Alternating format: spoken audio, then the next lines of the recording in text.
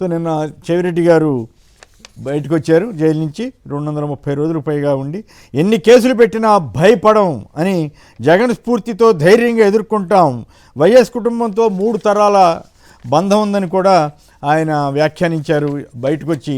అంటే నాకు అర్థమవుతుంది ఏంటంటే, అయితే ఎల్లో మీడియా ఆయన బెయిల్ ఇచ్చిన విషయం కాకుండా రాజకేశ్వరరెడ్డికి ఇవ్వలేదు కదా అని హెడ్డింగ్ పెట్టి రాసుకుని సంతోషపడ్డారు. సో ఎన్ని కేసులు పెట్టినా భయపడం అని అంతకుముందు జోగి రమేష్ గారు చెప్పారు, ఇప్పుడు చెవిరెడ్డి గారు చెప్పారు. అనేక మంది చివరి కార్యకర్తలు సైతం అదే రకంగా మాట్లాడగలుగుతున్నారు. సో తిరుపతి లడ్డు ఆ ఇష్యూలోకి వెళ్ళడానికి ముందుగా నిన్న లేటెస్ట్గా జరిగిన ఈ ఘటనకు సంబంధించి చెవిరెడ్డి గారికి బెయిల్ వచ్చిన విషయం మీద ముందుగా విష్ణు గారు చెప్పండి. మీరు కూడా నిన్న అక్కడికి వెళ్ళుంటారు బహుశా. చెవిరెడ్డి గారు ఎంత ధైర్యంగా ఉండగలిగారు? నిజంగానే కక్షపూరితమైనటువంటి కేసులు పెడుతున్నా కూడా వైసీపీ నేతలు కానీ కేడర్ కానీ ఎందుకు అలా అంత ధైర్యంగా ఉండగలుగుతోంది? అంటే సార్, ఈ ప్రభుత్వం వచ్చిన తర్వాత కూటమి ప్రభుత్వము 20 నెలలుగా కీలకమైనటువంటి వ్యక్తులందరినీ కూడా కేసుల్లో ఇరిగించి రెడ్ బుక్ రాజ్యాంగం అని చెప్పని ఇబ్బంది పెడుతున్నటువంటి పరిస్థితి చూస్తున్నాం మనం. ఎక్కడ ఒక రకంగా కాదు, అనేక రకాలుగా కూడా ఎక్కడ ఏ విధమైనటువంటి అవకాశం దొరికినా కూడా ప్రభుత్వము ఉక్కుపాదం మోపుతుంది అనమాట. వైఎస్ఆర్ కాంగ్రెస్ రీసౌండ్ వస్తుంది చూడు,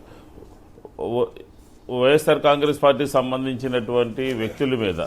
అలాగే చెవిరెడ్డి గారు కూడా దాదాపుగా 8 నెలల పాటు జైల్లో ఉండి నిన్న రిలీజ్ అవ్వడం జరిగింది. అంటే ఈ రెడ్ బుక్ రాజ్యాంగం ఎంత ఘోరంగా ఉందో, ఎటువంటి సందర్భంలో జగన్మోహన్ రెడ్డి గారి పుట్టినరోజు దగ్గర నుంచి రకరకాలుగా ఎక్కడ ప్రతి నియోజకవర్గంలోనూ ప్రతి సందర్భంలోనూ పోలీసులు ఏకపక్షంగా సోషల్ మీడియాకు సంబంధించి కానీ, లేకపోతే కార్యకర్తలు కానీ, మంత్రులు కానీ, మాజీ మంత్రులు కానీ, మాజీ శాసనసభ్యులు కానీ, అధికారులు కానీ, సీఎం ఆఫీసుల అధికారులు కానీ అసలు ఎక్కడా కూడా ఎవరిని కూడా ఉపేక్షించకుండా ఈ ప్రభుత్వము ఎటువంటి ఆధారాలు లేకపోయినా కూడా జైలు పాలు చేసినటువంటి పరిస్థితి చూసాం. ధైర్యంగా, అంటే పార్టీ వెన్నుదన్నుగా ఉంది. లీడర్ యొక్క సమర్థత, లీడర్ మీద ఉన్నటువంటి అభిమానంతో వైఎస్ఆర్ కాంగ్రెస్ పార్టీకి సంబంధించినటువంటి క్యాడర్ అంతా కూడా చాలా బలంగా అనమాట తిప్పికొట్టినటువంటి కార్యక్రమాన్ని తీసుకుంటా ఉన్నారు. నిన్న చెవిరెడ్డి గారు బయటకు వచ్చి మాట్లాడినటువంటి సందర్భంలో ఈ రాష్ట్రంలో పోలీసులతో ఇబ్బంది పడినటువంటి వారందరికీ కూడా ఒక ధైర్యాన్ని ఇచ్చింది, ఒక స్ఫూర్తిని ఇచ్చింది అని చెప్పచ్చు. ఎందుకంటే అసలు సంబంధం లేదు ఈ అక్రమ మద్యం విషయంలో చెవిరెడ్డి భాస్కర్ గారికి సంబంధం లేదు. కానీ జగన్మోహన్ రెడ్డి గారికి కీలకంగా ఉంటున్నాడు అని చెప్పనే ఉద్దేశంతో నేను రెడీగా ఉన్నాను, నేను ఎక్కడికి కావాలంటే ఏ విచారణ కావాలంటే ఆ విచారణకు వస్తాను అని చెప్పిన తర్వాత కూడా ఆయన మీద ఒక అక్రమ కేసు బనాయించడమే కాకుండా కొడుకుల మీద ఈ సందర్భంలో కాకుండా చంద్రబాబు నాయుడు గారు ముందు 14-19 ముందు ముఖ్యమంత్రిగా ఉన్నటువంటి సందర్భంలో కూడా 75 కేసులు పెట్టాడంటే 75 కేసులు నమోదు చేశారనంటే ఎంత కక్షతో ఆ చిత్తూరు జిల్లా నుంచి కొత్తగా లీడర్లు ఎవరు రాకూడదని జగన్మోహన్ రెడ్డి గారితో కానీ వైఎస్ రాజశేఖర రెడ్డి గారి యొక్క ఆలోచన విధానాన్ని కానీ ముందుకు తీసుకెళ్లేటటువంటి వ్యక్తుల పట్ల చంద్రబాబు నాయుడు గారి యొక్క ప్రభుత్వము ఏ రకంగా వ్యవహరిస్తుంది, ఏ రకంగా ఉన్నది అనే దానికి ఉదాహరణే చెవిరెడ్డి భాస్కర్ రెడ్డి గారి అరెస్టు, ఆయన బెయిల్ మీద విడుదలవటం, 2 విషయాలు కూడా. కాబట్టి ఆంధ్రప్రదేశ్లో వైఎస్ఆర్ కాంగ్రెస్ పార్టీ కార్యకర్తలు పోలీసులతో అనేక రకాలుగా చిత్రహింసలకు గురవుతూ ఉన్నారు. చాలామందిని హైకోర్టు అక్షింతలు వేసినప్పటికీ కూడా, సిబిఐకి ఎంక్వైరీకి వేసినప్పటికీ కూడా ఎక్కడా కూడా పోలీసుల తీరు మారినట్టు పరిస్థితి ఎక్కడా కూడా ఆంధ్రప్రదేశ్లో కనపడటం లేదు. వాళ్ళు ఇష్టానుసారంగా వ్యవహరిస్తున్నారు. నిన్నే ఖమ్మం జిల్లాకు సంబంధించినటువంటి కొంతమంది మీద వైఎస్ఆర్ కాంగ్రెస్ పార్టీ నాయకుల మీద అక్కడ కేసులు నమోదు చేస్తే వాళ్ళు కూడా వచ్చి నిన్న జగన్మోహన్ రెడ్డి గారిని కలిశారు. ఆ సందర్భంలో జగన్మోహన్ రెడ్డి గారు చెప్పడం జరిగింది, చాలా ధైర్యంగా ఉండండి, పార్టీ మీకు అండగా ఉంటుంది, పార్టీ మీకు తోడుగా ఉంటుందని చెప్పారు. అదే స్ఫూర్తితో ఆయన నిన్న విడుదలైన సందర్భంలో మాట్లాడినటువంటి మాటలన్నీ కూడా మన కార్యకర్తలకి స్ఫూర్తిదాయకంగా ఉన్నాయని చెప్పచ్చు. రైట్. చెవిరెడ్డి గారు చాలా గట్టిగా నిలబడి చాలా ధైర్యంగా కూడా మాట్లాడిన తీరులో ఎక్కడ జంకినట్టయితే నాకు కనపడలా. మా ఊటాళ్ళం అయితే కొంచెం బాధపడ్డాం, ఇబ్బంది పడ్డాం, కానీ ఎక్కడ ఆయన ఇన్ని కేసులు పెట్టుకున్నా సరే ఆయన నిలబడటం అనేది విశేషంగానే అనిపిస్తుంది. విజయబాబు గారు చెప్పండి, నిజంగానే ఇంత కక్షపూరితంగా 72 కేసులు పెట్టారంట 2014-19 మాకు తెలిసి మనం కూడా అప్పుడు గమనించాం, అప్పుడు కూడా కవర్ చేసాం, మనం చర్చలు కూడా నడిపాం. ఓ బస్సులో తిప్పిన తీరు, నా కడప జిల్లా జైల్లో ఆయన హింసించిన తీరు, ఇవన్నీ కూడా మనకు గుర్తున్నాయి. నిన్న ఆయన గుర్తు చేశారు. అయినప్పటికి కూడా నిన్న 230 రోజులు జైల్లో ఉంచినా కూడా ఆయన అంత గట్టిగా నిలబడగలిగారంటే ఆయనే కాదు, జోగి రమేష్ గారు కానీ ఇతరత్ర కానీ ఎందుకు ఇంత రాటు తేలుతున్నారనే కోపంతో ఇంకా తప్పులు చేస్తోందా కూటమి ప్రభుత్వం? ఈ దిక్కుమాలిన రెడ్ బుక్ గోల అది ఒక రాక్షసానందంగా చెప్పాలండి. వేధించి వెంటాడి చేయటం అనేది మనకి పురాణాల్లో రాక్షసులు చేసేటువంటి చర్యలనే మనం చదివాము.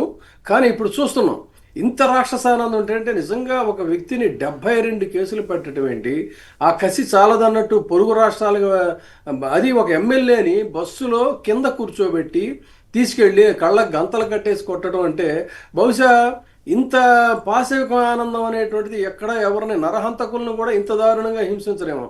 అంటే ఆ రకమైనటువంటి ఆర్డర్స్ వాళ్ళకి.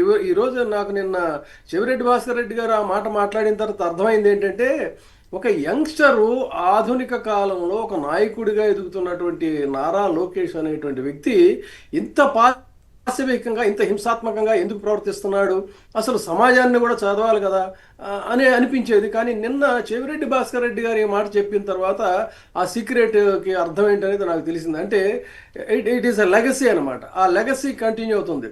ఇంత పాశవిక ప్రవృత్తి, ఇంత రాక్షస ప్రవృత్తి ఉన్నటువంటి వాళ్ళు నాయకులుగా ఇదవటం. అయితే ఎందుకు వీళ్ళు ఇదవుతున్నారంటే మీరు చూడండి, నిశితంగా మీరు ఎవరైనా సరే నిశితంగా పరిశీలించండి. జగన్మోహన్ రెడ్డి వైఎస్ఆర్సీపీ పార్టీలో ఉన్నటువంటి నాయకుల్ని, ఈ కూటమిలో ఉన్నటువంటి వాళ్ళని నిశితంగా పరిశీలించినట్టయితే, ఇప్పుడు ఆ చర్చలో పాల్గొన్నటువంటి మల్లాది విష్ణు దగ్గర నుంచి తీసుకున్నట్లయితే పెద్దిరెడ్డి గారు కానీ, లేకపోతే ఈ చెవిరెడ్డి భాస్కర్ రెడ్డి గారు కానీ, రోజా కానీ, ఇలాంటి వాళ్ళు అనేక మంది వీళ్ళు చాలా దైవభక్తులండి. ఈ చెవిరెడ్డి భాస్కర్ రెడ్డి అక్కడ ఒక టెంపుల్ కట్టాడు. అట్లాగే భూమన కరుణాకర్ రెడ్డి గంగమ్మ జాతర అనేటువంటిది ఎంతో పవిత్రంగా అతి కష్టమైనటువంటి యాత్రని అన్ని రోజులు కూడా ఆయన నిర్వర్తిస్తాడు. ఈ చెవిరెడ్డి భాస్కర్ రెడ్డి అయ్యప్ప స్వామిగా, పెద్దిరెడ్డి భాస్కర్ రెడ్డి గారు అనేక సార్లు ఈ పొర్లు దండాలండి. అంత పెద్ద హెవీ పర్సనాలిటీతో చెవిరెడ్డి భాస్కర్ రెడ్డి ఇది తీసుకెళ్తూ పొర్లు దండాలు పెట్టడం ఇవన్నీ కూడా చూశాను నేను. తర్వాత అందరికీ కూడా ఎన్నో లక్షల మందికి వినాయక విగ్రహాలు ఇవ్వటం, శివలింగాలు ఇవ్వటం. అంటే ఇదేమి షోపుటప్ కాదు కదా. ఖచ్చితంగా ఒకవేళ అలా ప్రారంభించిన అంతరాంతరాలలో ఆ దైవభక్తి అనేటువంటిది నిబిడీకృతం అవుతుంది.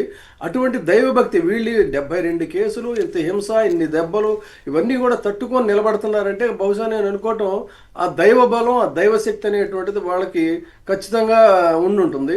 తర్వాత ఏంటంటే పరుసవేది దెబ్బలకి ఇనుము బంగారం అవుతుందంటారు.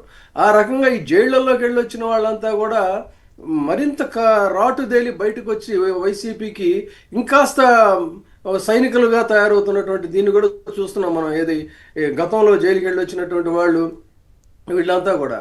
అంటే ఏం చేస్తారు ఇప్పుడు వీళ్ళు? ఎన్ని నెలలు జైల్లో పెట్టారు, బయటకు వచ్చారు. బయటకు వచ్చి జైల్లోంచి బయటకు వచ్చి బాబోయ్ ఇంకా నేను పొరపాటున మళ్ళీ వైసీపీ వైపు కన్నెత్తి చూడడం, రాజకీయాల్లో మళ్ళీ అసలు పొరపాటున అడుగు పెట్టనని ఒక్కడంటే ఒక్కడు ఎవరూ లేరు. కనీసం సగటు కుటుంబాలకు చెందినటువంటి ఆడపిల్లలను కూడా సోషల్ మీడియా కార్యకర్తల పేరుతో జైల్లోకి వెళితే వాళ్ళు కూడా బయటకు వచ్చి మేము జగనన్నతోనే ఉంటామని చెప్తుంటే, ఈ పైశాచిక ఆనందం, మీ రాక్షస ప్రవృత్తి తప్ప మీరు ఏం సాధిస్తున్నారు? దేనికోసం? అయితే సభ్య సమాజం మాత్రం చాలా ఏసరించుకుంటుంది. మీలో ఆ దైవ భక్తి కానీ, లేదు అంటే ఆ భయం కానీ, దేవుడి పట్ల భయం, భక్తి లేకపోతే పోయింది. కనీసం భయం అన్నా ఉంటే దేవుడిని కూడా రాజకీయాల్లోకి లాగేటువంటి నీచ రాజకీయాలు అయితే చేయరు. అందుకని ఈ రోజున జరుగుతుంది ఏంటంటే, అటు రాక్షసులకి, ఇటు ఆ రాక్షసత్వాన్ని ఎదిరించే వాళ్ళకి జరుగుతున్నటువంటి పోరాటంగానే దీన్ని చూడాలండి.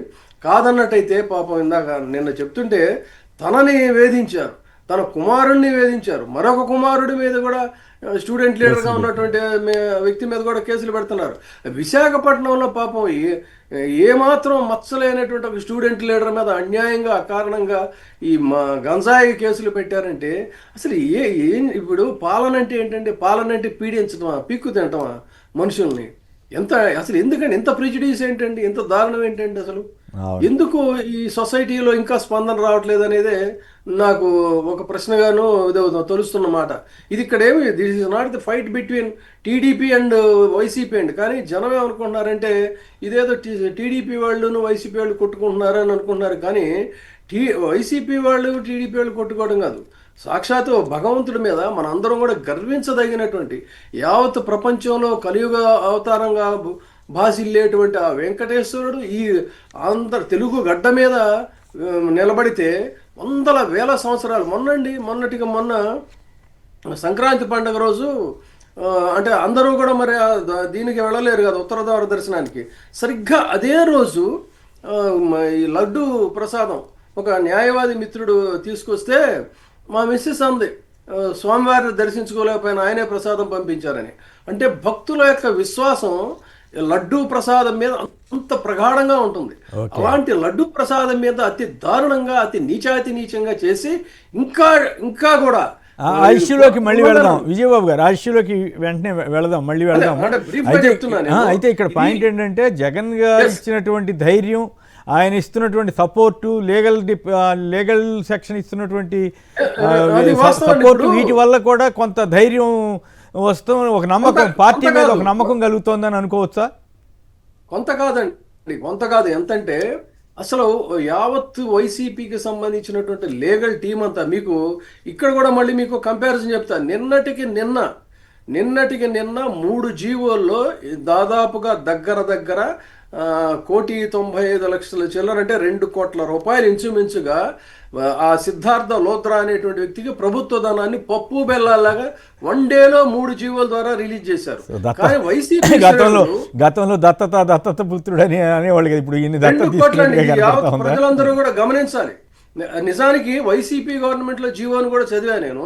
వైసీపీ గవర్నమెంట్లో 2022 నుంచి ఉన్నటువంటి జీవో ప్రకారంగా మ్యాక్సిమం న్యాయవాదికి ప్రభుత్వం తరఫున ఇవ్వదగినటువంటి ఫీజు 3 లక్షల రూపాయలు.